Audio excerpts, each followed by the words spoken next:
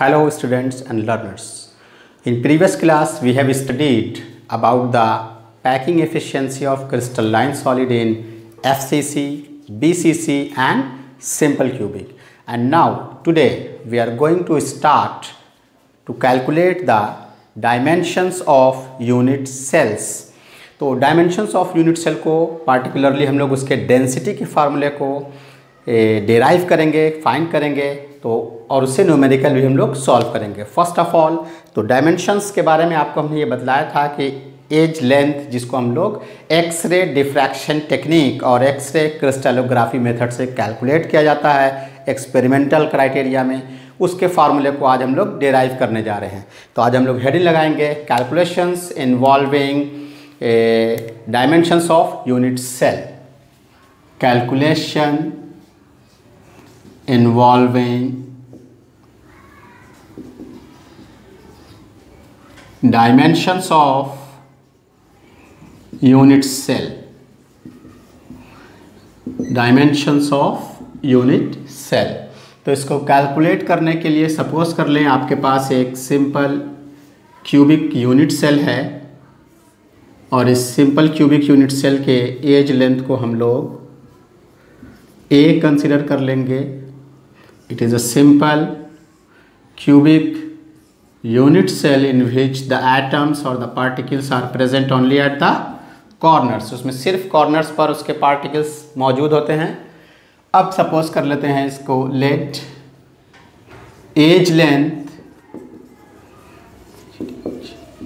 As length of cubic unit cell is equal to A and density of unit cell is D or sometimes it is rho. Let mass of each atom in unit cell is m. Then total mass of atom is equal to number of atoms in unit cell into mass of each atom। और number of atoms in unit cell को students आपको मालूम है कि Z से denote करते हैं, तो इसके टोटल मास हो जाएंगे Z into M। Therefore the density can be calculated by the formula density is equal to mass by volume। किसका मास है ये? तो mass of unit cell, mass of unit cell and volume of cubic unit cell, cubic unit cell. तो mass of unit cell हम लोग यहाँ पास already निकाल चुके हैं। यहाँ this is the total mass of unit cell. क्या है ये? Z into M। और volume of cubic unit cell कैसे फाइंड करेंगे आप? एज लेंथ कितना है इसका? ए क्यूब का वॉल्यूम क्या होता है? A cube. It is a cube simply. And from the mole concept students आपको याद होगा, from mole concept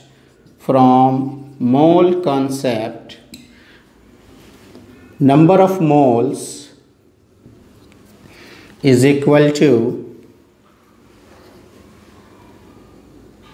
given mass divided by molar mass।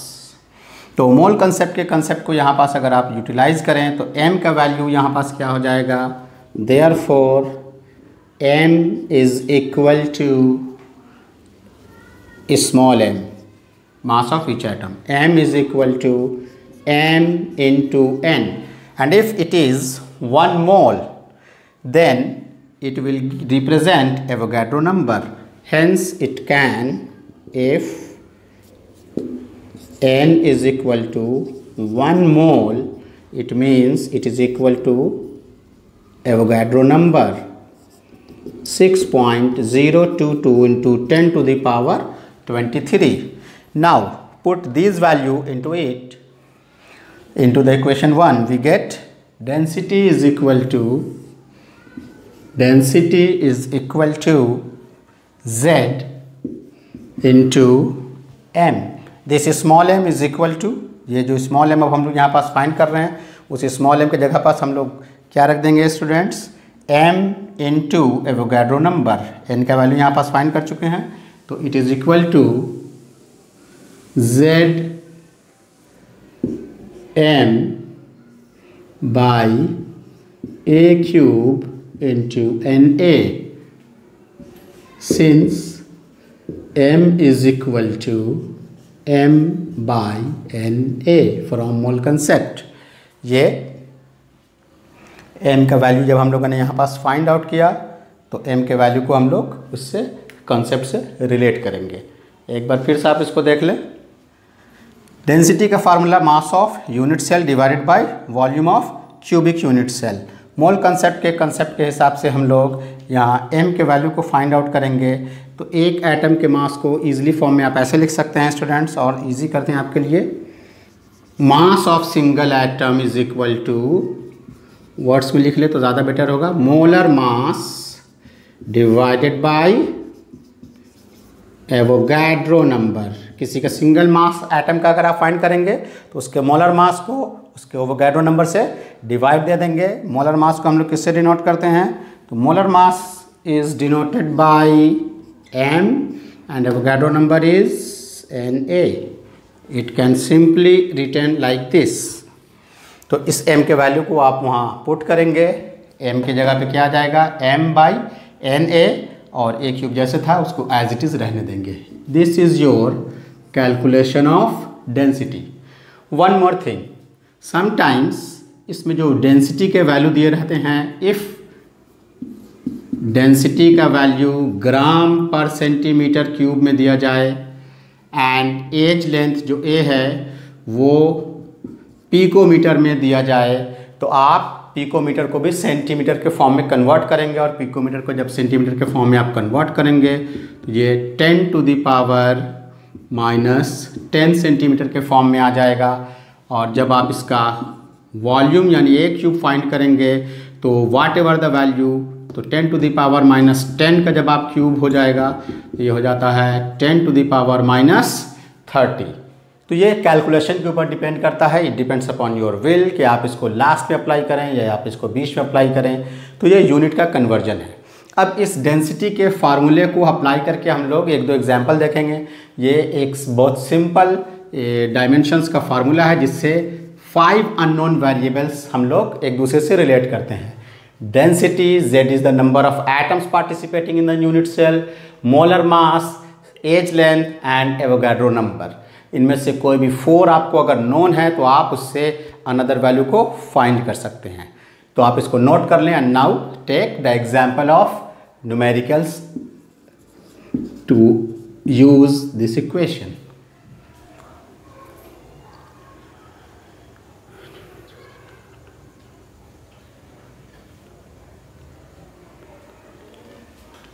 Hope so students आपने इसको नोट कर लिया होगा। Now take a very simple example, silver, question note कर लें, forms CCP crystal with age length, silver forms CCP crystal with age length of unit cell 408.6 picometer. Then you have to calculate the atomic mass of silver, calculate the density of silver, calculate the density of silver, और silver का atomic mass given है, atomic mass of silver ऐसे आपको non भी होना चाहिए, अगर नहीं भी दिया रहा है तो ये गिवन है 107.9 U। Then we have to calculate density. By using this formula, density can be easily calculated. First of all, आप इसके डाटा को कलेक्ट करें, उसके बाद known values and unknown values में रिलेशन इस्टेब्लिश करें, वैल्यू को पुट करेंगे, सिंपल कैलकुलेशन से रिजल्ट आ जाएगा। तो आप देख सकते हैं, फर्स्ट ऑफ ऑल आप इसमें चेक करेंगे कि ये क्रिस्टल किस फॉर्म में दिया गया है। It is CCP. Then for CCP and FCC both having Z value 4। Nature of crystal first of all आप फाइंड करेंगे। सिंस क्रिस्टल आपका कैसा है स्टूडेंट्स, आप देख सकते हैं क्वेश्चंस में क्रिस्टल आपका कैसा है, it is CCP। For CCP और FCC it's Z value is 4। Since crystal is CCP, therefore Z is 4। And now the edge length A, edge length को किसे डिनोट करेंगे आप, A से। Edge length A is equal to, इसका वैल्यू क्या है, 408.6 पिकोमीटर। ये पिकोमीटर के फॉर्म में है, तो ऊपर के कैलकुलेशंस में आपको बतला चुके हैं कि इसको आप सेंटीमीटर के फॉर्म में कन्वर्ट कर दें। 408.6 into 10⁻⁻10 centimetre. And now density आपको फाइंड करना है, इसके मोलर मास दिया हुआ है। M is equal to mass of silver 107.9 U। By simple using the formula D is equal to ZM by A cube NA। Z is 4, mass of silver is 107.9 divided by A cube। Edge length का value आपने centimetre में already convert कर लिया है। As length का value क्या है students, यहाँ देखें आप 408.6 into 10⁻⁻10। 408.6 into 10⁻⁻10 A cube Avogadro number into 6.022 into 10⁻23। इसको सिंपली आप सॉल्व करेंगे, आपको रिज़ल्ट फाइंड आउट हो जाएगा। तो इस तरह से आप इस डायमेंशंस के फार्मूले को यूज़ करके एक सिंपल न्यूमेरिकल को सॉल्व कर सकते हैं। तो आप इसको सॉल्व कर रहे होंगे और सॉल्व करके आप इसके रिज़ल्ट को लिख लेंगे। वैसे इसके रिज़ल्ट जब आप सॉल्व करेंगे तो इसके रिज़ल्ट का वैल्यू आ जाएगा 10.5। आप इसके आंसर को मिला लें।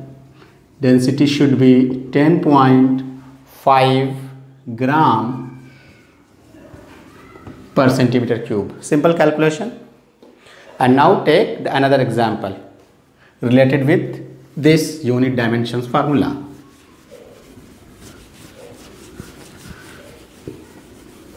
तो इससे रिलेटेड जो सेकंड क्वेश्चन है उसमें एक दूसरी चीज़ को हम लोग फाइंड करेंगे ताकि आपको क्वेश्चन सॉल्व करने के पैटर्न फाइंड आउट हो जाए। तो दूसरा क्वेश्चन हम लोग नोट करते हैं स्टूडेंट्स।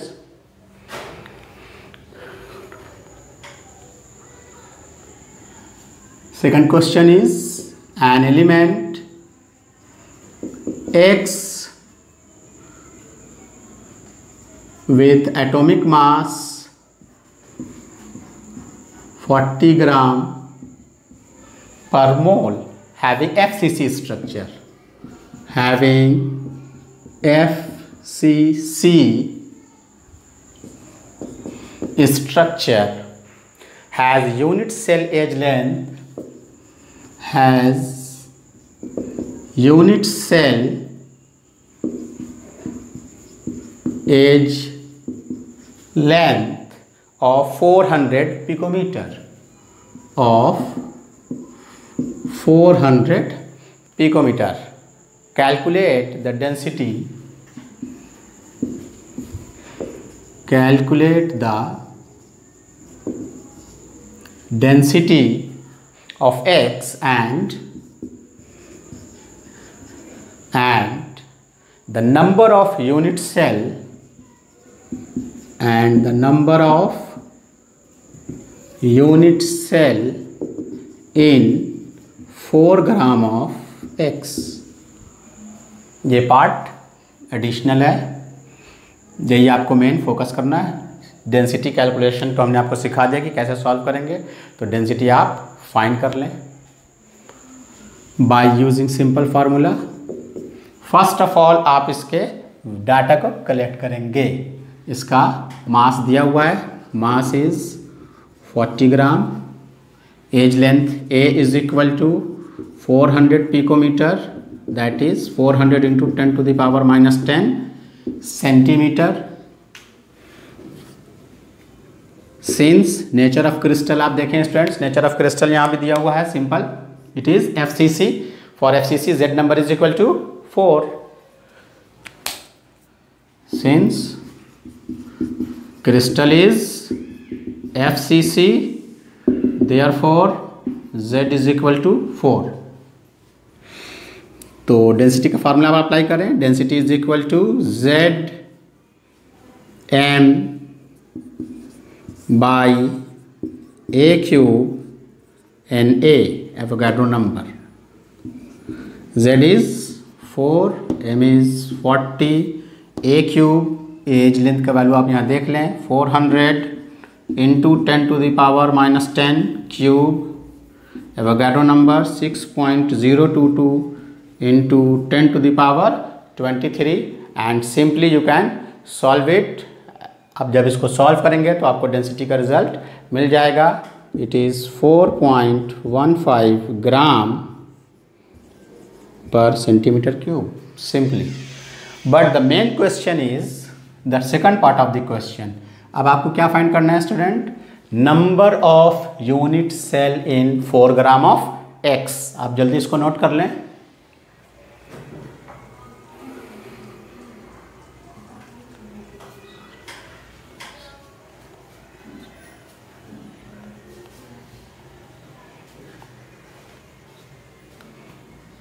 होप सो आपने इतना नोट कर लिया होगा। अब देखें इसको हम लोगों को जो सेकंड पार्ट है उसको फाइंड करेंगे हम लोग। क्या फाइंड करना है सेकंड पार्ट में? Number of unit cell in 4 gram of X. इसको अब हम लोग फाइंड करेंगे स्टूडेंट्स। तो कैसे फाइंड करेंगे? जब हम लोग इसके फॉर्मूला को डिराइव कर रहे थे तो हमने आपको बतलाया था कि यूनिट सेल के मास को कैसे कैलकुलेट करते हैं। तो हमने आपको ये बतलाया mass of unit cell is equal to number of atoms in unit cell, जिसको Z से डिनोट करते हैं। हम डायरेक्ट फार्मूला भी लिख सकते हैं, लेकिन आपको समझाने के लिए ये स्टेटमेंट लिख रहे हैं।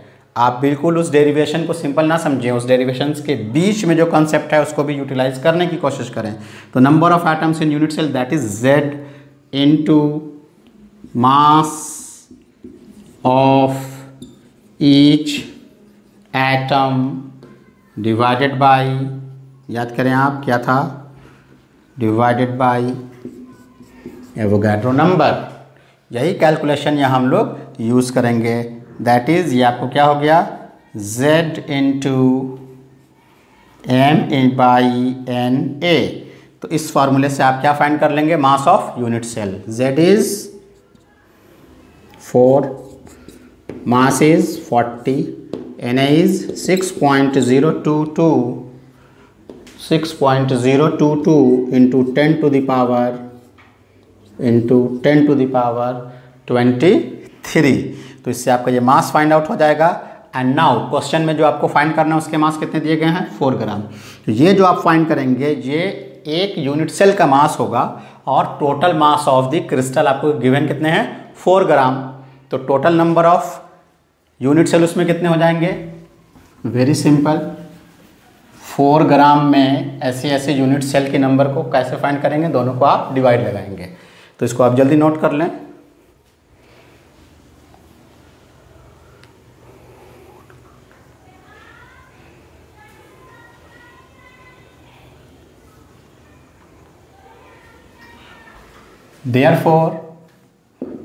Therefore number of unit cell in 4 gram of X। Very simple, 4 ग्राम में टोटल मास 4 ग्राम और एक यूनिट सेल का मास एक यूनिट सेल का मास आपको फाइंड है स्टूडेंट्स। देखें, number of unit cell, number of unit cell in 4 gram of X, number of unit cell in 4 gram of X. Total mass given है question में 4 ग्राम, और एक यूनिट सेल का मास आपने फाइंड किया ये दिस मच। इससे आप उसको डिवाइड लगाएंगे, divided by 4 into 40 by 6.022 into 10 to the power 23। जैसे आप इसको सॉल्व करें, it is very simple mathematical solution done by the junior classes. 4 into ये ऊपर चला जाएगा 6.022 into 10 to the power 23 divided by 4 into 40। Further आप इसको सॉल्व करेंगे, it becomes 1.505 into 10 to the power 22। आप इसको सॉल्व करेंगे और इसको रिलेट कर लेंगे। तो इस तरह से आप डेंसिटी के फॉर्मूले को यूटिलाइज करके, समटाइम्स कभी मास कहेगा फाइंड करने के लिए, कभी उसके टाइप्स ऑफ यूनिट सेल को फाइंड करने के लिए कहेगा। तो टाइप्स ऑफ यूनिट सेल का एक एग्जांपल और आपको बतलाते हैं कि उसको अगर फाइंड करने के लिए कह देगा तो आप क्या करेंगे। तो टाइप्स ऑफ यूनिट सेल अगर आपको कह दे स्टूडेंट्स, इसको आप नोट पॉइंट कर लेंगे, to find the type of unit cell. तो आप क्या करेंगे, very simple, you have to find the value of Z. ये कहेगा नहीं जेड फाइंड करने के लिए, आपको समझ जाना है। To find the types of unit cell we calculate Z. Z find करेंगे उसी सेम फार्मूले से, डेंसिटी के फार्मूले से। अगर आपने जेड फाइंड कर लिया तो आप जान रहे हैं, if Z is equal to 4 then unit cell का टाइप क्या हो जाएगा, then it is, yes very good, क्या हो जाएगा, FCC। और अगर आपके z का वैल्यू क्या हो जाए 2, तो अब इसका वैल्यू क्या होगा स्टूडेंट्स, BCC। और अगर आपके z का वैल्यू 1 हो जाए तब आपका यूनिट सेल का टाइप क्या होगा, इट इज सिंपल और प्रिमिटिव, इट इज सिंपल और प्रिमिटिव। तो इसको आप नोट कर लें, समटाइम्स क्वेश्चंस में आपको types of unit cell find करने के लिए देगा। तो इस तरह से हम लोग इस फॉर्मूले को यूज़ करके न्यूमेरिकल को सॉल्व करेंगे। आप इसको जल्दी नोट कर लें। अब हम लोग एक बहुत important topic defects in crystals को पढ़ने वाले हैं, सो आप इसको नोट कर लें।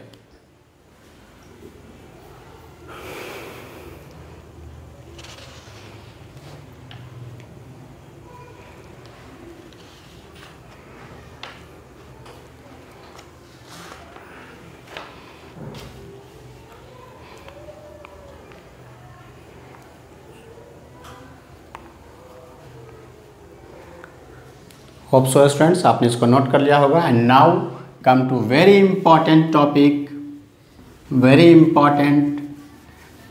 Topic, the defects in crystalline solid, defects in crystalline solid और इम्परफेक्शंस इन सॉलिड। तो हेडिंग लगा लें, इम्परफेक्शंस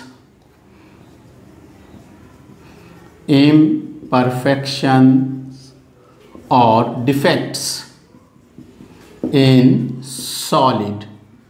सो स्टूडेंट्स, तो डिफेक्ट्स क्या होते हैं, फर्स्ट ऑफ ऑल हम लोग जानें कि what is defect in solid और डिफेक्ट इन क्रिस्टलाइन सॉलिड।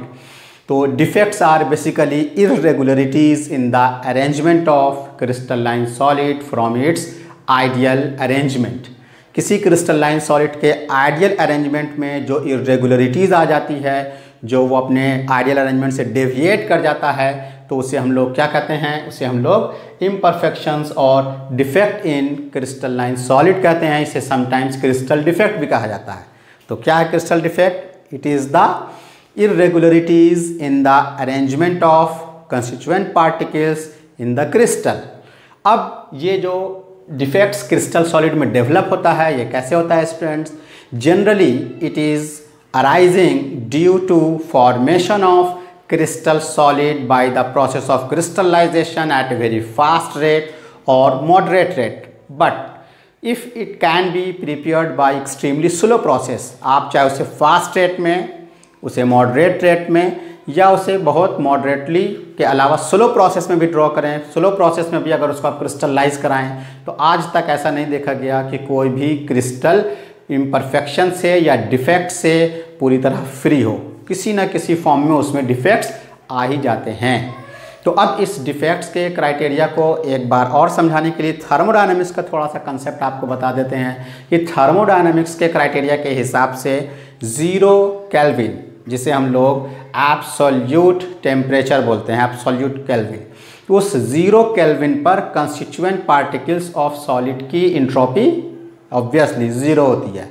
जैसे ही 0 केल्विन से टेम्परेचर रेज होता है, उसमें कुछ ना कुछ इंट्रोपी बढ़ने लगेगी, और उसकी जब इंट्रोपी इंक्रीज करेगी स्टूडेंट्स, तब क्या होंगे, वो अपने ओरिजिनल साइट से, अपने आइडियल पॉइंट से वो वेरी करने लगेंगे, और यही रीज़न है उसमें डिफेक्ट्स के आने का। That's the reason it is also known as the thermodynamic defect और द इंट्रिंसिक डिफेक्ट, क्योंकि ये उसमें पहले से मौजूद है, उसकी इंट्रिंसिक प्रॉपर्टी है, इसीलिए इसे हम लोग इंट्रिंसिक डिफेक्ट्स भी कहते हैं। अब हम लोग बात करते हैं कि डिफेक्ट्स कितने तरह के होते हैं।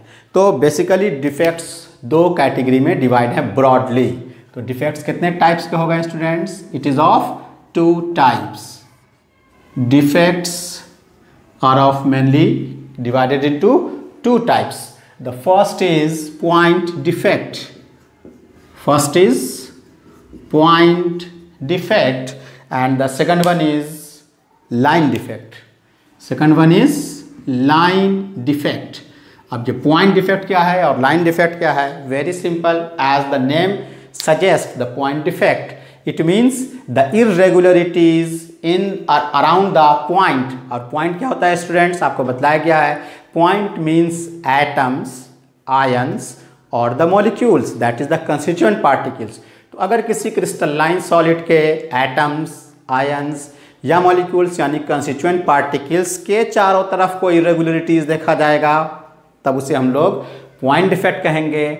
और अगर इरेगुलरिटीज इन द अरेंजमेंट पूरे के पूरे थ्रू आउट द रो में पाया जाएगा, अलोंग द रो है, तब उसे हम लोग क्या कहेंगे? लाइन डिफेक्ट कहेंगे। But in your syllabus the subject is not of line defect, it is beyond the scope of our syllabus, hence we should concentrate our discussion to only point defects. ये आपके syllabus में नहीं है, आपको higher classes में line defects के बारे में पढ़ना है डिटेल्स में। आपके सिलेबस में सिर्फ जो चीज़ दी गई है वो क्या है? Point defect. And now come to the point defect.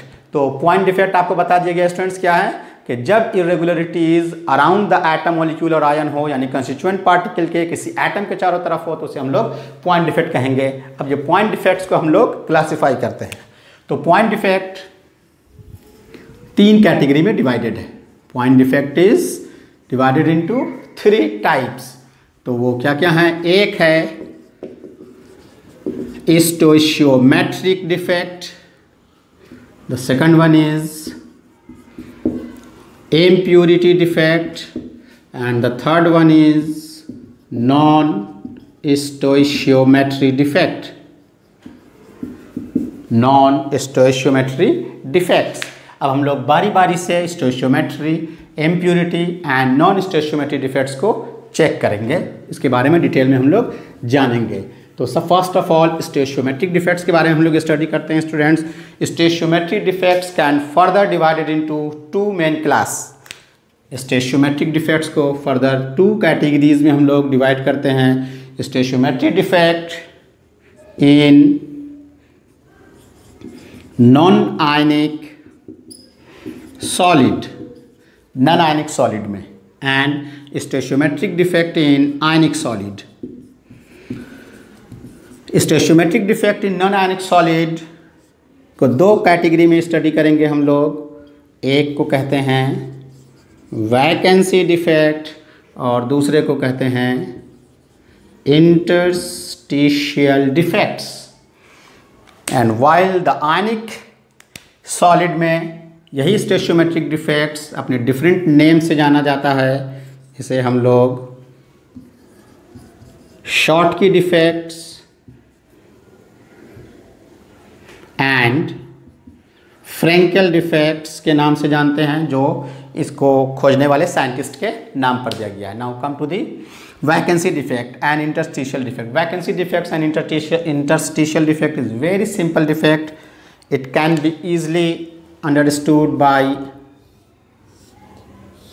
the simple diagram. Suppose during the formation of non-ionic solid some of the constituent particles, अगर इसका आइडियल बिहेवियर आप देखें स्टूडेंट्स, तो सपोज कर लीजिए कि ये उसका एक आइडियल बिहेवियर था। ड्यूरिंग द फॉर्मेशन समटाइम्स क्या होता है, हीटिंग करने की वजह से किसी एक पोजीशन के कंस्टिट्यूएंट पार्टिकल्स क्या हुए, इससे बाहर निकल के चले गए, किसी पोजीशन के ये बाहर चले गए। तो जहाँ से ये बाहर चला जाएगा, आप देख रहे हैं कि यहाँ पास क्या क्रिएट होगा, it creates a vacancy at that position. तो ये क्या क्रिएट कर दिया इसने, वैकेंसी।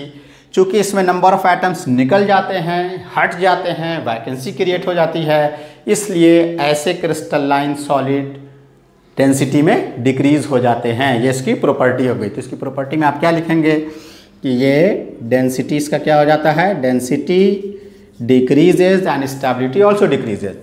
जबकि इंटरस्टिशियल डिफेक्ट जो है उसमें क्या होगा, तो इंटरस्टिशियल डिफेक्ट में during the formation of crystalline solid, suppose कर लें कि ये इसका क्या है, आइडियल बिहेवियर है, और इस आइडियल बिहेवियर में suppose that some of the small atoms, ions or molecules from outside enters into its interstitial sites. इसके बीच में जो आप गैपिंग देख रहे हैं स्टूडेंट, सपोज कर लीजिए कहीं से बाहर से कुछ स्मॉलर एटम्स क्या होते हैं, इसके बीच में आके ट्रैप हो जाते हैं, फंस जाते हैं। तो इसे हम लोग क्या कहते हैं, इसे इंटरस्टिशियल डिफेक्ट कहते हैं। इसमें नंबर ऑफ एटम्स चूंकि बाहर से आ जाता है, इंक्रीज हो जाता है, इसलिए इसकी डेंसिटी जहाँ डिक्रीज हुई थी उसके कंपैरिजन में इसकी डेंसिटी क्या होगी, इंक्रीज हो जाएगी। स्टेबिलिटी में ये भी डिक्रीज और ये भी स्टेबिलिटी में घट जाता है, ये स्टेबिलिटी को कम कर देता है। तो बहुत सिंपल फॉर्म में था। इसके एक एग्जांपल को आप बहुत आसानी से समझ सकते हैं। ट्रांजिशन मेटल्स में जनरली जो ट्रांजिशन मेटल्स होते हैं, जैसे जिंक है, कॉपर है, आयरन है, तो इन सब में आप जब पढ़ेंगे आगे तो देखेंगे कि इंटरस्टिशियल कंपाउंड्स का फॉर्मेशन सबसे ज़्यादा ट्रांजिशन मेटल्स करते हैं। उसमें smaller atoms like carbon, boron, nitrogen, carbon, oxygen क्या होते हैं, ट्रैप हो जाते हैं।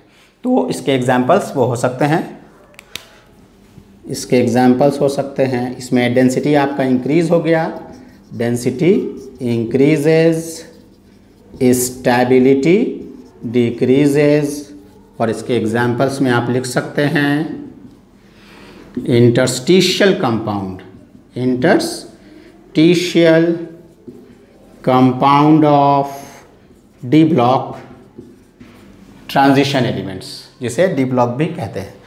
And now come to the another point. Ionic solid में स्टोइचियोमेट्रिक डिफेक्ट्स को शॉर्टकी डिफेक्ट और फ्रेंकेल डिफेक्ट्स के नाम से जाना जाता है। अब हम लोग जानें कि शॉर्टकी डिफेक्ट क्या होता है। तो देखिए, शॉर्टकी डिफेक्ट को समझने के लिए एक डायग्राम हम लोग सिंपली ड्रॉ कर लें, बहुत सिंपल फॉर्म में। शॉर्टकी डिफेक्ट आयनिक क्रिस्टलाइन सॉलिड है, इसलिए इसको हम लोग प्लस माइनस के फॉर्म पे ड्रॉ करेंगे।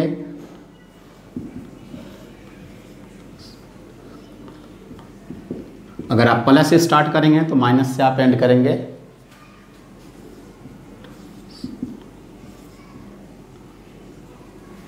इसी तरह से आप सारे आइडियल बिहेवियर को फर्स्ट ऑफ ऑल हम यहाँ ड्रॉ कर देते हैं और फिर बतलाते हैं कि कैसे ये शॉर्टकी डिफेक्ट को रिप्रेजेंट करता है। तो इसको एक्सप्लेन करने के लिए बहुत सिंपल फॉर्म में आप देखें।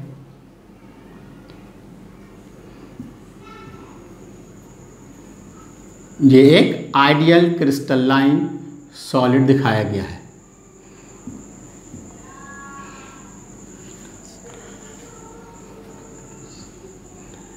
तो इस तरह से आप इसके आइडियल क्रिस्टलाइन फॉर्म को ड्रॉ कर लेंगे।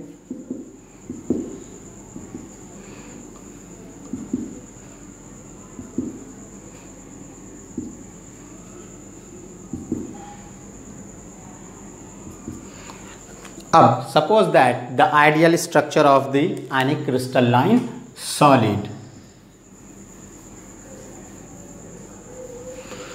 Now the students, Schottky defects के कुछ बेसिक पॉइंट्स हैं, बेसिक क्राइटेरिया हैं।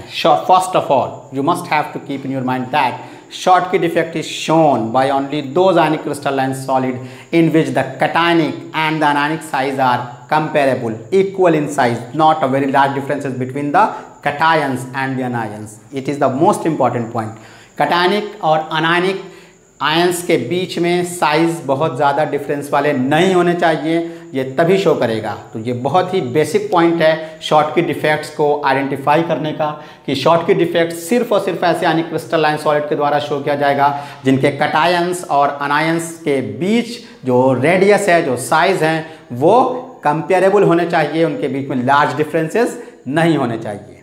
And the second point is that the cations and anions, उनके जो नंबर होंगे, the missing number of cations and anions are equal in number so as to maintain the electrical neutrality. याद रहे, ये बात बहुत important है कि कोई भी आयनिक क्रिस्टलाइन सॉलिड में number of cations, number of anions, ये सब जो मिसिंग होंगे उनके नंबर बिल्कुल इक्वल होने चाहिए। क्यों?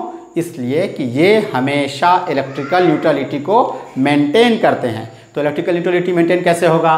तभी हो सकता है जब number of missing cations and number of missing anions क्या हो स्टूडेंट्स? सेम टू सेम हो। तो सपोज दैट एक पोजीशन से हम यहाँ के कटायंस को मिस करते हैं, हटाते हैं, आउट ऑफ द क्रिस्टल चला गया, यहाँ पे वैकेंसी डिफेक्ट जनरेट हो गया।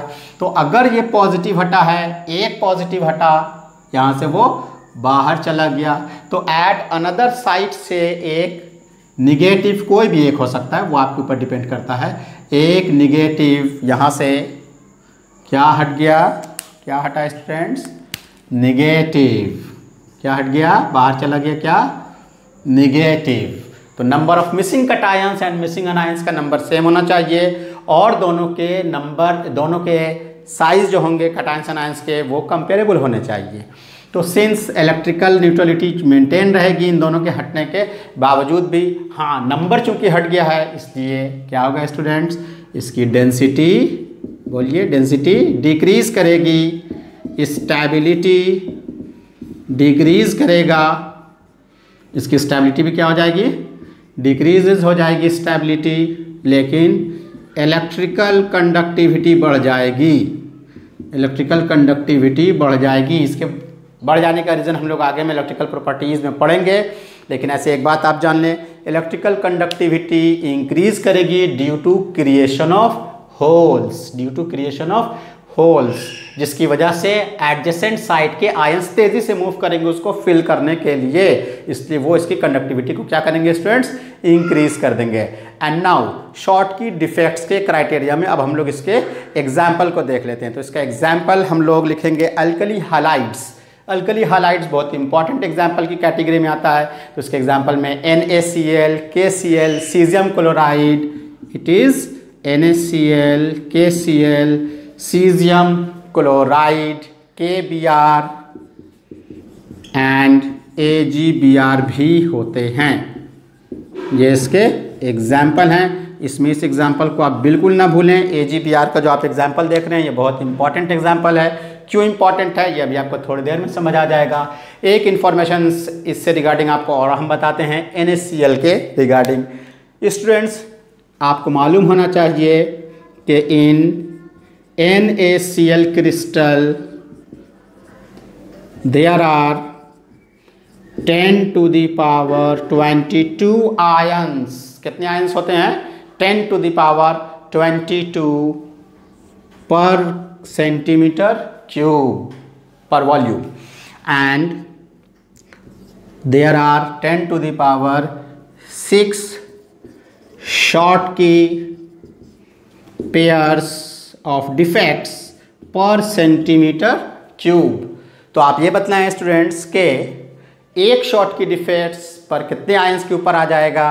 तो जब आप इसको कैलकुलेट करेंगे तो हम इसको 10 to the power 22 divided by 10 to the power 6, तो 10 to the power, इसको अगर आप फर्क कैलकुलेट करेंगे तो देखें आप यहाँ 10 to the power 22 को जब 10 to the power 6 से आप डिवाइड देंगे तो इसका नंबर क्या हो जाएगा स्टूडेंट्स?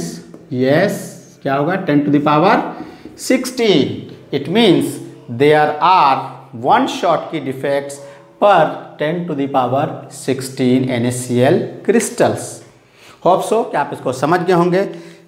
अब इसके में हम लोग फ्रैंकल डिफेक्ट्स को जानेंगे। वन मोर थिंग, अगर आपके माइंड में आ रहा होगा तो आपके इन्फॉर्मेशन के लिए बताते चले, शॉटकी एंड फ्रैंकल साइंटिस्ट्स के नाम हैं। शॉटकी एक जर्मन साइंटिस्ट हैं जिन्होंने 1930 में इस डिफेक्ट्स का पता लगाया। फ्रैंकल एक रशियन साइंटिस्ट हैं जिन्होंने 1946 में इस डिफेक्ट्स के बारे में बतलाया। होप सो क्लियर हो गया होगा। तो अब हम लोग फ्रैंकल डिफेक्ट्स के बारे में जानते हैं। तो फ्रैंकल डिफेक्ट्स कैसा डिफेक्ट्स है स्टूडेंट्स? इसके जो बेसिक क्राइटेरिया हैं ताकि आप शॉटकी और फ्रैंकल को आइडेंटिफाई कर सकें। तो फ्रैंकल डिफेक्ट्स में बिल्कुल इसी तरह से डायग्राम को हम लोग ड्रॉ कर लें, उसको डायग्राम से समझने में बहुत आसानी हो जाएगी आपको। फ्रैंकल डिफेक्ट्स एक ऐसा डिफेक्ट्स होता है जिसमें बेसिक डिफरेंस जो है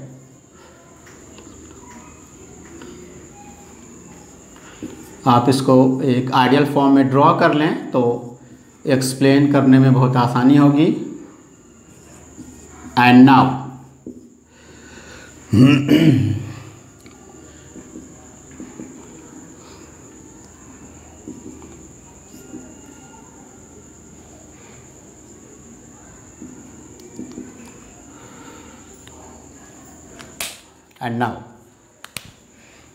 plus minus plus minus plus minus plus minus plus minus minus minus plus minus plus minus plus minus. तो इस फॉर्म से आप इसको अल्टरनेटली ड्रॉ करेंगे। जब भी ड्रॉ किया जाता है तो इसको अल्टरनेट फॉर्म में ड्रॉ किया जाता है ताकि क्रिस्टल अपने आइडियल बिहेवियर को शो करता रहे। तो minus plus minus plus minus plus minus plus minus plus minus plus. Hope so ये इसका आइडियल स्ट्रक्चर हो गया स्टूडेंट्स। क्लियर है?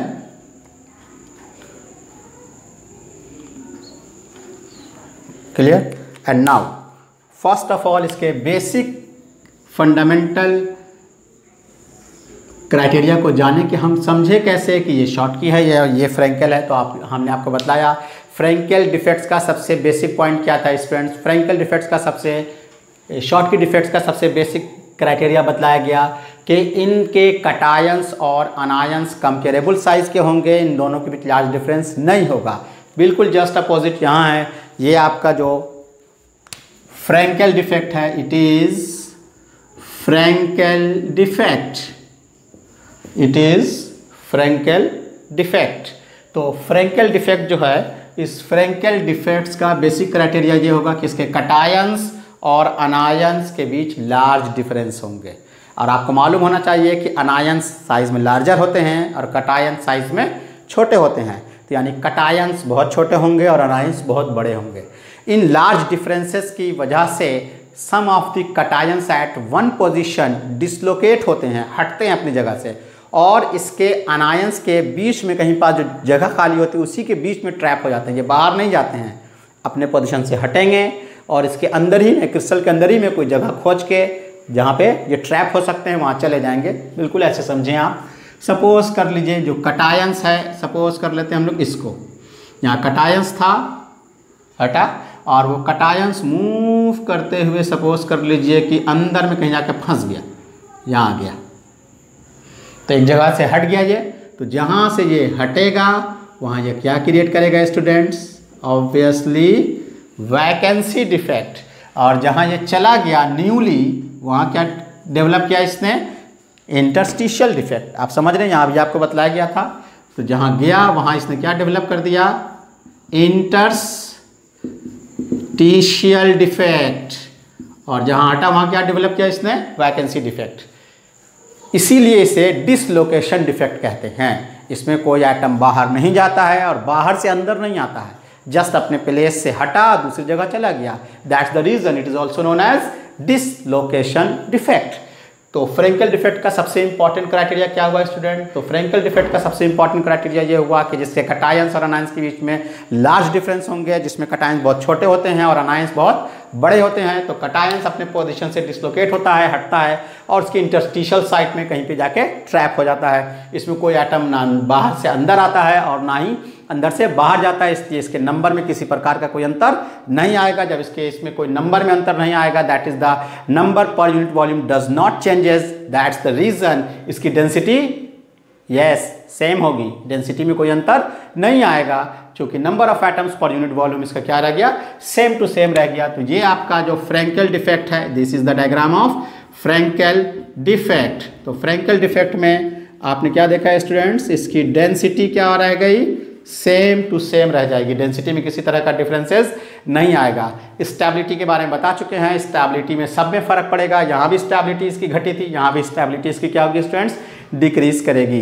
एंड नाउ इसके एक पॉइंट को और आप लोग लिख लें, जो अनदर पॉइंट है जो उसमें आपने नहीं लिखा था, वो डाइलेक्ट्रिक कांस्टेंट है। इसमें इसका डाइलेक्ट्रिक कांस्टेंट बढ़ जाता है, डेंसिटी सेम है, स्टेबिलिटी क्या हुई स्टूडेंट्स? डिक्रीज कर गई। इलेक्ट्रिकल डाई इलेक्ट्रिक कांस्टेंट, या सिर्फ आप लिखें dielectric constant, dielectric constant इसका क्या होता है? इंक्रीज कर जाता है। तो ये इसकी प्रॉपर्टी हो गई। एंड नाउ इसके एग्जाम्पल्स को देख लें। इसके एग्जाम्पल बिल्कुल आप भूलेंगे नहीं, इसके एग्जाम्पल बहुत इंपॉर्टेंट है, आप याद रखेंगे। इसके एग्जाम्पल हैं silver chloride, silver bromide, silver iodide and ZnS। बहुत सारे हैं। क्यों है ऐसा? Very simple. In all these situations, the size of silver cation is very small as compared to halogens, that is chloride, bromide and iodide के ions बहुत बड़े होते हैं और उसके कंपैरिजन में सिल्वर आयंस जो कटायनिक फॉर्म करेगा उसका साइज क्या होता है? बहुत छोटा होता है। उसी तरह से यहाँ Zn2 पॉजिटिव जिंक के कटायनिक साइज बहुत छोटे हैं और सल्फाइड के लार्जर हैं। ये इसका बेसिक पॉइंट है। One more point of differences जिसको आपको कंपैरिजन में याद रखना चाहिए। जनरली शॉर्ट की डिफेक्ट जो होता है वो तभी शो होता है जब shown by solid of high coordination number. इसके कोऑर्डिनेशन नंबर क्या रहते हैं? जनरली ऐसे सॉलिड के हाई होते हैं जिसमें शॉर्ट की डिफेक्ट होता है, जबकि फ्रेंकेल डिफेक्ट्स ऐसे आयनिक क्रिस्टल लाइन में शो होता है जिसका कोऑर्डिनेशन नंबर इसके कंपैरिजन में, शॉर्ट की के कंपैरिजन में क्या होगा स्टूडेंट्स? लो होगा। तो ये भी आप एक पॉइंट ऑफ डिफरेंस कंपैरिजन के फॉर्म में देखेंगे, बहुत सिंपल फॉर्म में आपको याद हो जाएगा। Shown by solids of low coordination number, very simple. Hope so कि आप स्टोइचियोमेट्रिक डिफेक्ट्स में वैकेंसी डिफेक्ट, इंटरस्टिशियल डिफेक्ट और फिर उसके आने की यानी शॉर्ट की एंड फ्रेंकेल डिफेक्ट्स को समझ गए होंगे। अब हम लोग दूसरा यानी इम्प्यूरिटी डिफेक्ट्स को प्रोसीड करते हैं। तो इम्प्यूरिटी डिफेक्ट बहुत सिंपल एक डिफेक्ट है जिसमें किसी क्रिस्टलाइन सॉलिड में कोई अनदर सॉलिड मॉल्टेन स्टेट में ऐड कर दिया जाए, मिला दिया जाए। तो जैसे ही वो उसमें मिलेगा तो वो उसमें इम्प्यूरिटी डिफेक्ट को क्रिएट करेगा। कैसे क्रिएट करेगा उसको समझने के लिए हम लोग एग्जाम्पल ले लेते हैं। सपोज कर लीजिए स्टूडेंट्स कि आपके पास NaCl का एक क्रिस्टल है, NaCl का एक क्रिस्टल है। Suppose that the crystal of NaCl,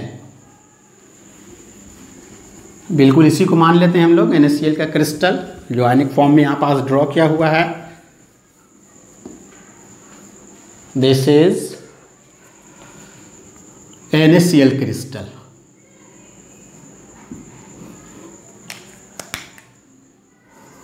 this is NaCl crystal, ideal form हो गया। This is NaCl crystal and now suppose that some of the strontium chloride has been added to it.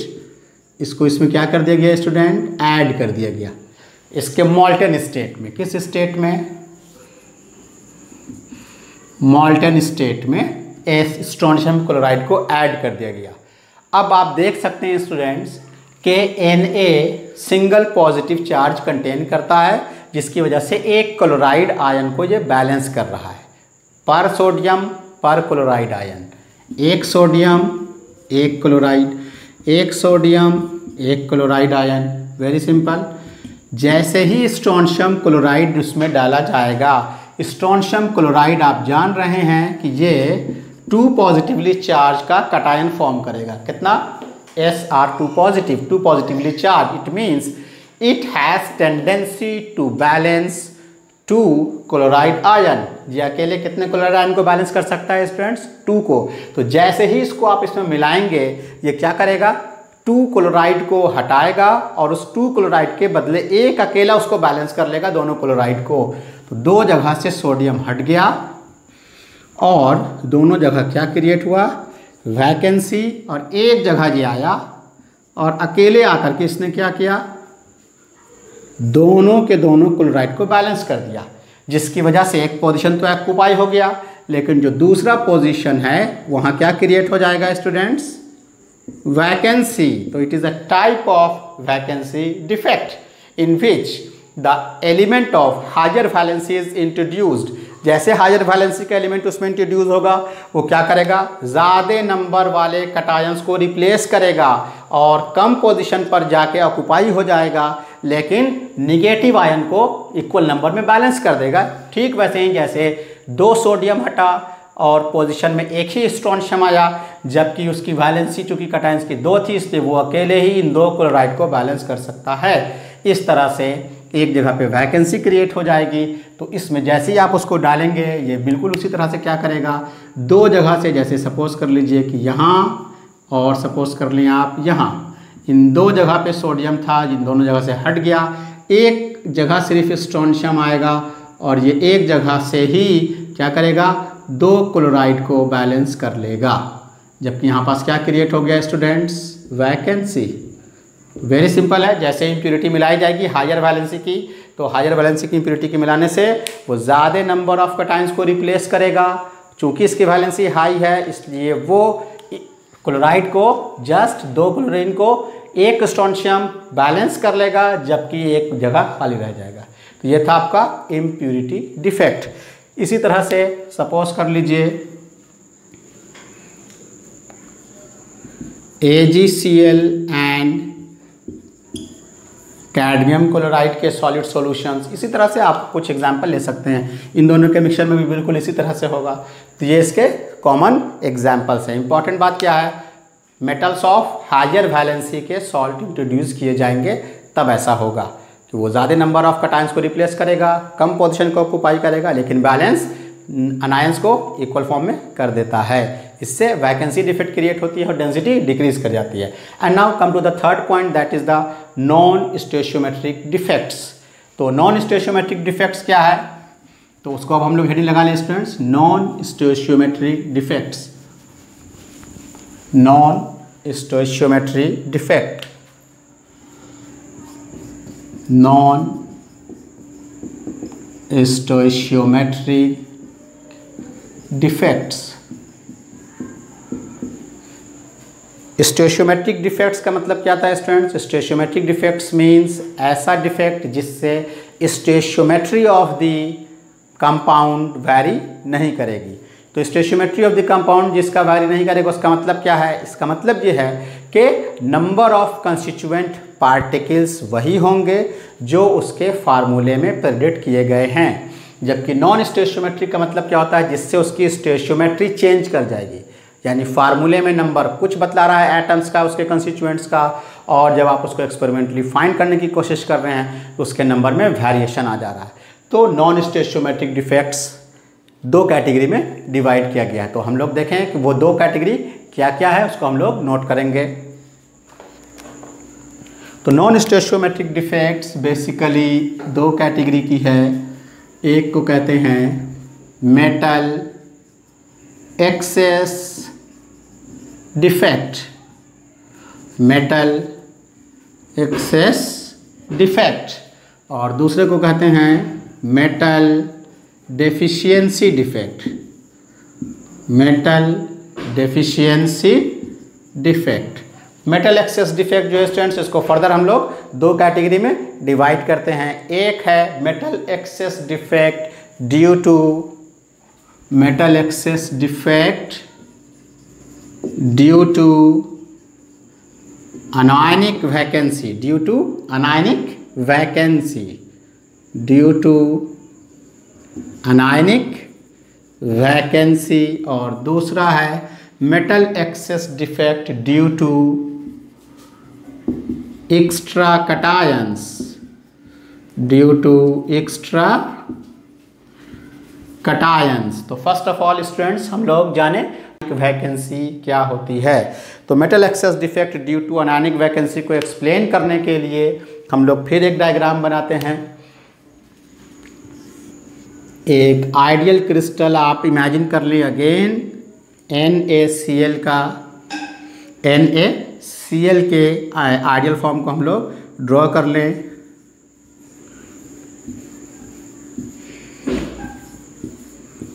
तो इस तरह से एक ideal arrangement of crystalline solid हम लोग draw करते हैं स्टूडेंट्स, NaCl का, plus minus plus minus plus minus.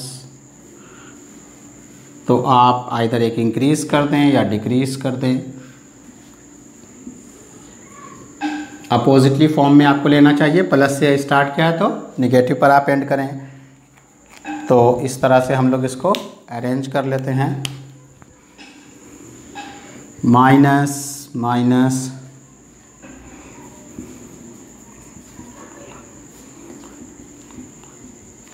तो इस तरह से आप इसको अरेंज कर लें, plus minus plus minus plus minus plus.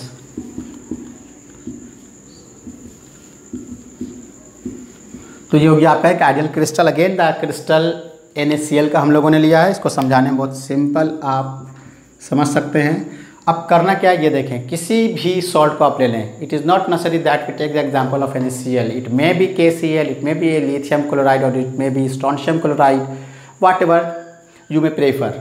तो जिसको भी ले आप क्या करेंगे, मेटल के एटमॉस्फेयर में आप उसको हीट करेंगे, मेटल के एटमॉस्फेयर में। तो इट मीन्स कि NaCl जो आपने लिया, इस NaCl को हम लोग सोडियम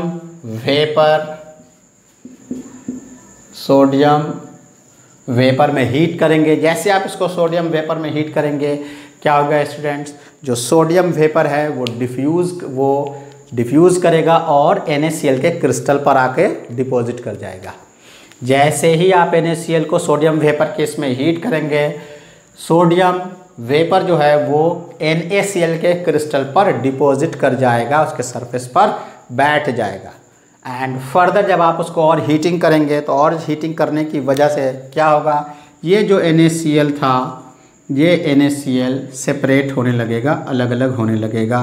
तो ये NaCl सेपरेट फॉर्म में अलग अलग हो गया, और ये जो Na था आपका, ये Na एटम के फॉर्म में।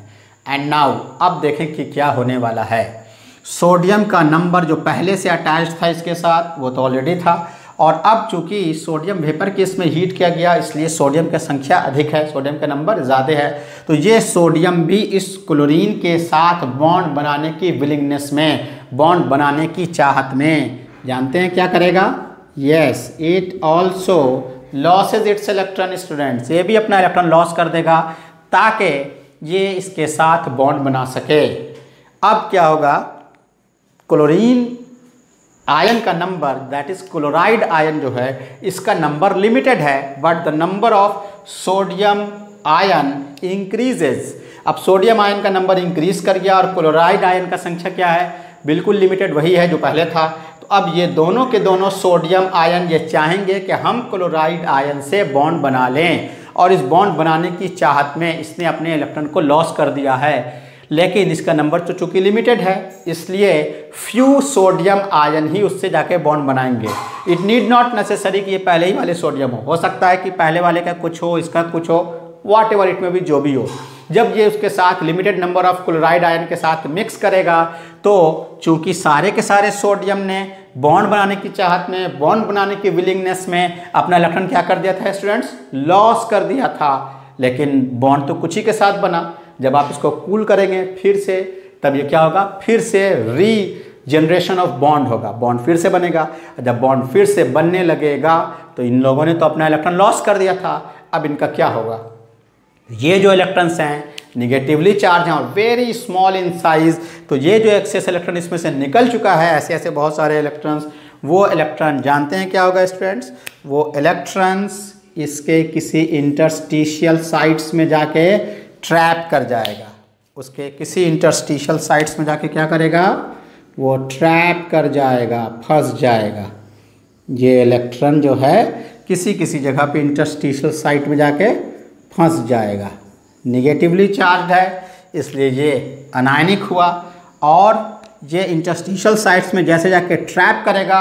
और आपको मालूम है स्टूडेंट्स कि जैसे ही इसके ऊपर लाइट पड़ेगी, आप पढ़ चुके हैं, ये इलेक्ट्रॉन एक्साइटेशन में चला जाएगा, लाइट को एब्जॉर्ब करेगा और जब वापस अपने ग्राउंड स्टेट में लौटेगा तो whatever amount of light energy is absorb by this electron should be reradiated and hence it show a colour. तो इसे चूंकि इसके ऊपर जब लाइट पड़ती है तो ये कलर शो करता है, तो इसे हम लोग एक नाम देते हैं F centre. It is known as F centre. F means फार्बा, एफ मीन्स फार्बा। It is a German word which means colour, इसीलिए इसको हम लोग पूरा लिख देते हैं, इसे हम लोग फार्बाजेंटर कहते हैं। फार्बाजेंटर मीन्स कलर सेंटर, ये जर्मन स्पेलिंग है फार्बाजेंटर। फार्बा मीन्स कलर, जेंटर सेंटर, ये जर्मन है। तो जर्मन वर्ड से ये लिया गया है और इसे एफ सेंटर कहते हैं। तो डिफरेंट डिफरेंट क्रिस्टलाइन सॉलिड में ये डिफरेंट डिफरेंट कलर शो करेगा। अगर ये NaCl है तो इसका कलर कैसा होगा स्टूडेंट्स, येलो होगा।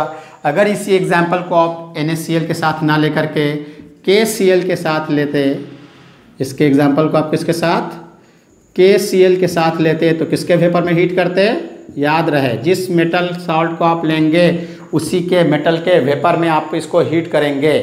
तो बिल्कुल उसी तरह से प्रोसेस होता कि ये पोटाशियम का वेपर इसके क्रिस्टल पर डिपॉजिट कर जाता।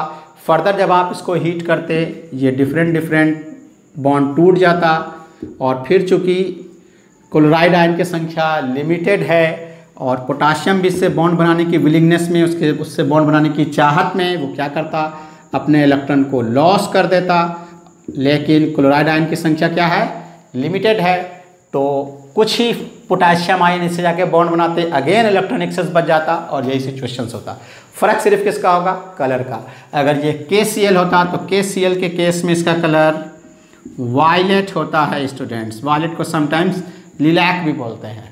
और अगर ये लिथियम क्लोराइड के साथ होता, लिथियम क्लोराइड के साथ होता तो इसका कलर कैसा होता है स्टूडेंट्स, पिंक। तो very simple criteria, it is metal excess defect due to anionic vacancies.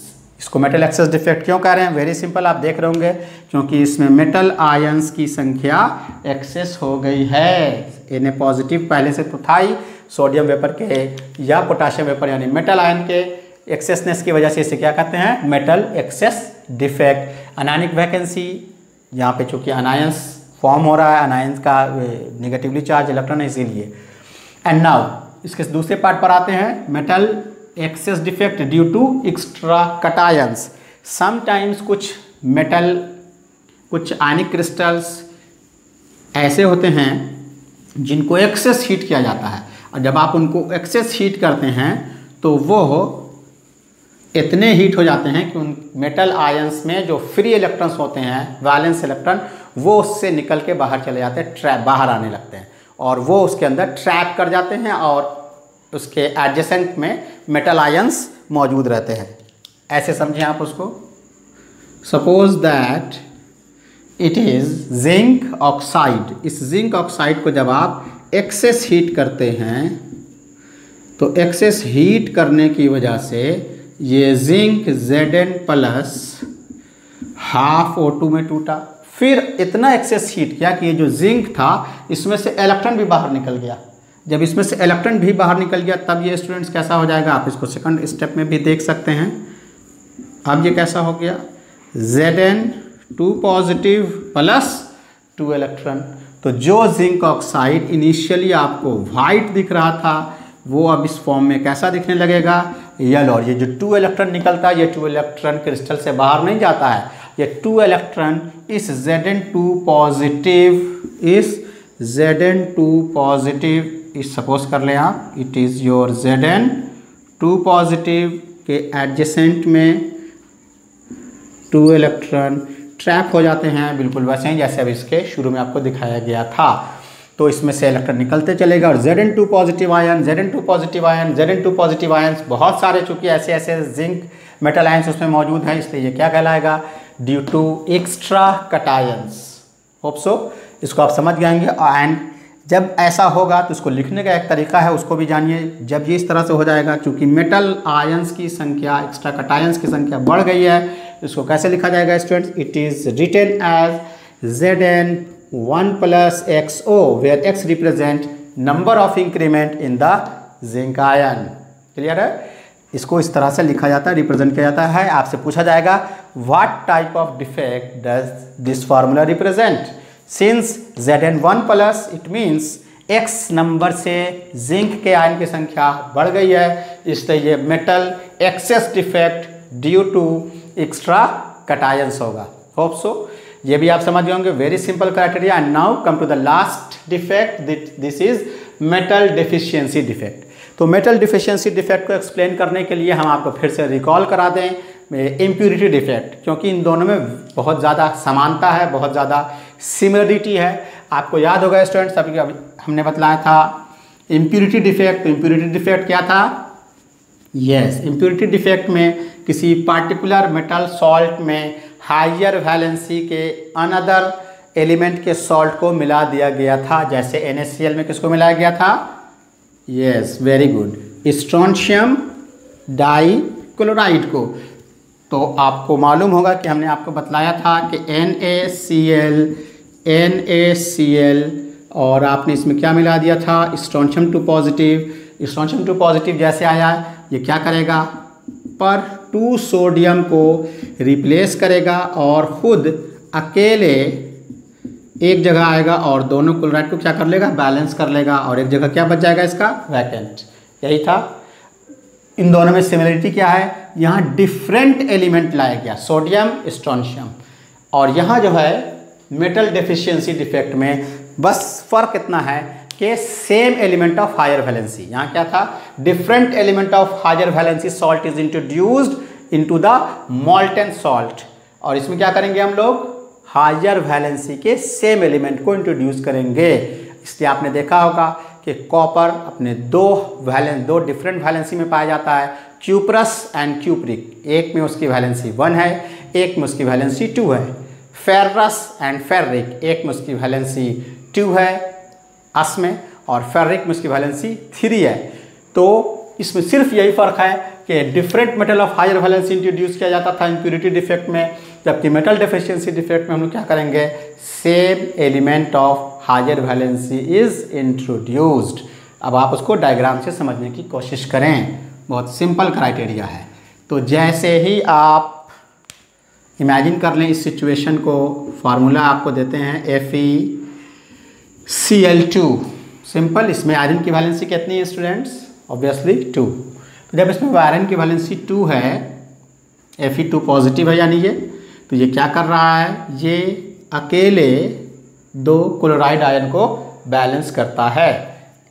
एक और ले लीजिए अगर आप, देन अगेन 2 को बैलेंस करता है। एक और ले लेते हैं, तो आपने देखा कि 3 Fe2 पॉजिटिव 6 क्लोराइड आयन को बैलेंस करता है।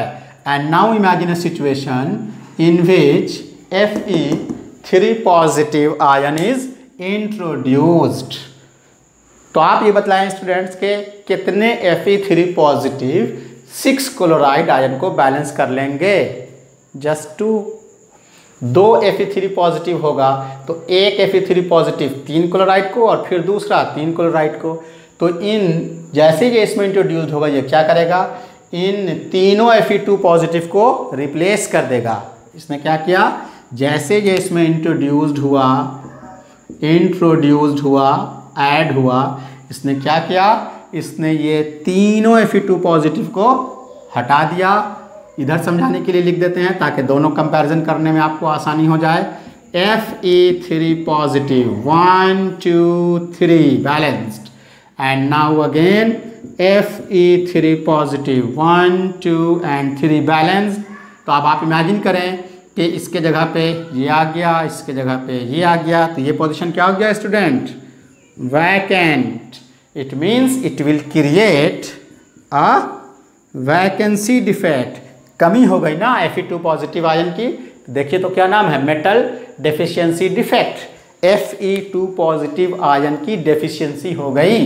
इसी वजह से ऐसे डिफेक्ट को जिसमें same metal of higher valency introduce किया जाता है, वो क्या करेगा, वो लो वैलेंसी वाले एटम को, लो वैलेंसी वाले मेटल को रिप्लेस करेगा और ख़ुद उसकी जगह पे चला जाएगा। चूंकि इसकी वैलेंसी हाई रहती है इसलिए ये कम संख्या में ही आकर उसके सारे के सारे पोजीशन को, सारे के सारे अनायंस को बैलेंस कर देता है, जबकि 1 2 या उससे ज़्यादा जगह क्या बच जाते हैं, वैकेंट बच जाते हैं और ये वैकेंसी डिफेक्ट क्रिएट कर देता है। ऐसे क्राइटेरिया को लिखने के लिए जैसे उसमें प्लस के फॉर्म में लिखा गया था, इसको हम लोग इस तरह से लिखते हैं। एक बहुत टिपिकल और जनरल एग्जांपल है आयरन ऑक्साइड का। आयरन ऑक्साइड का जनरल फार्मूला FeO है, लेकिन जनरली FeO इस फॉर्म में एग्जिस्ट नहीं करता है। जनरली ये एग्जिस्ट करता है Fe.93O या Fe.96O। इट मीन्स Fe का नंबर आप देख रहे हैं स्टूडेंट्स 1 है, 1, दोनों की दो वैलेंसी है, कैंसिल हो गई, 1 है एटम का नंबर। तो जब यहाँ Fe का नंबर 1 है, लेकिन क्या हुआ होगा ऐसे क्राइटेरिया में, Fe3 पॉजिटिव आया होगा और इसने क्या किया होगा, some of Fe2 positive ion has been replaced by Fe3 positive ion. तो Fe2 पॉजिटिव की संख्या चूंकि कम हो गई इसलिए इसको 1 से कम दिखलाया गया, उसको 1 से कम दिखलाया गया। तो यहाँ क्या हुआ, मेटल डेफिशिएंसी डिफेक्ट हो गई, मेटल के इसमें कमी आ गई। तो होप सो स्टूडेंट्स आपने डिफेक्ट्स इन क्रिस्टलाइन सॉलिड को बहुत अच्छे से समझ गया होगा। तो डिफेक्ट्स इन क्रिस्टलाइन सॉलिड बहुत इंपॉर्टेंट और थ्योरेटिकल एस्पेक्ट है, जिससे रिलेटेड एग्जामिनेशंस में क्वेश्चन भी पूछे जाते हैं। इससे रिगार्डिंग क्वेश्चंस आपको सेंड कर दिए जाएंगे, इसलिए जिन लोगों ने अब तक चैनल को सब्सक्राइब नहीं किया है वो इसे ज़रूर सब्सक्राइब कर लें और अपने रिस्पॉन्स को ज़रूर इस पर सेंड करें। Till then good bye.